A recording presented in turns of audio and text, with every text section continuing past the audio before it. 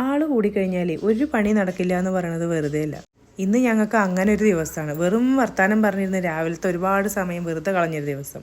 ചേച്ചി നാട്ടിൽ കാല് കുത്തിയാൽ തന്നെ ഒരുപാട് പ്ലാനിങ് ആയിട്ടാണ് വരിക. ഷോപ്പിങ്ങിന് പോകണം, അവിടെ പോകണം, ഇവിടെ പോകണം എന്ന്. അപ്പം അങ്ങനെ പറഞ്ഞിരുന്ന് സമയം ഒരുപാട് വൈകിയൊരു ദിവസമാണ്. അപ്പോൾ ചേച്ചിക്ക് ഇന്ന് എടപ്പാൾ പോകണം, ഷോപ്പിങ്ങിന് പോകണം എന്ന് പറഞ്ഞിട്ട് കുറേ നേരമായിട്ട് ഇങ്ങനെ അതിൻ്റെ ഓരോരോ പ്ലാനിങ് ആയിട്ട് ഇങ്ങനെ ഇരിക്കുകയായിരുന്നു.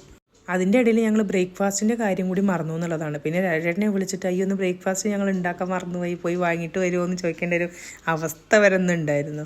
പിന്നെ ഞങ്ങളോട് കുറച്ച് ദേഷ്യപ്പെട്ടു വെച്ചാലും പോയിട്ട് പൊറാട്ടയും ചിക്കൻ കറിയൊക്കെ വാങ്ങി വന്നിട്ടുണ്ടായിരുന്നു. അതിൻ്റെ ഇടയിൽ ഞങ്ങൾക്ക് ചക്കയൊക്കെ കൊണ്ടുവന്നിട്ടുണ്ടായിരുന്നു അമ്മായി. അപ്പോൾ അതൊക്കെ ഇരുന്നിട്ട് ഇങ്ങനെ കഴിക്കുകയാണ് ഞങ്ങൾ.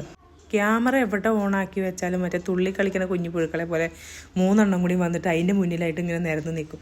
പിന്നെ ഞങ്ങൾക്ക് ബ്രേക്ക്ഫാസ്റ്റ് സംസാരിച്ചിട്ട് ഞങ്ങൾ ക്ഷീണിച്ച് പോയിട്ടുണ്ടായിരുന്നു. അപ്പോൾ പിന്നെ അതേ വേഗം ഞങ്ങൾ ബ്രേക്ക്ഫാസ്റ്റൊക്കെ ഇരുന്നിട്ടുണ്ട് കേട്ടോ. അപ്പോൾ അത് കഴിഞ്ഞിട്ട് വേണം, ചേച്ചി പറഞ്ഞത് ഇത് കഴിഞ്ഞാൽ ഉടനെ നമ്മൾ പോവുകയാണ്, പിന്നെ ഒരു നോട്ടം ഇല്ല എന്നുള്ള രീതിക്കാണ് ചേച്ചിയുടെ കാര്യങ്ങൾ. പക്ഷേ ഞങ്ങളുടെ അപ്പോഴും പ്ലാനിങ് ഒന്നും വർക്കൗട്ട് ആയില്ല. ഫുള്ള് സംസാരം മാത്രമേ ഉള്ളൂ.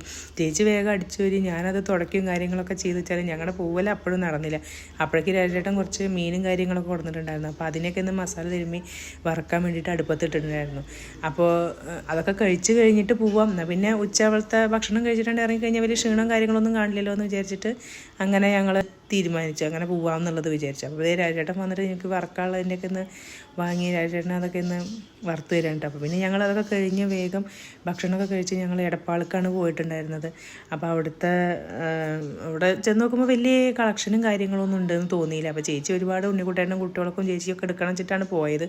പക്ഷേ കളക്ഷനും കാര്യങ്ങളൊന്നും ഇല്ലാത്തതുകൊണ്ട് അധികം ഒന്നും നിന്നില്ല. പിന്നെ ഞങ്ങൾ തിരിച്ച് വന്ന് വെള്ളിയങ്കല്ല് വന്ന് ഓരോ ചായയൊക്കെ കുടിച്ചിട്ട് വീട്ടിൽ പോന്നു.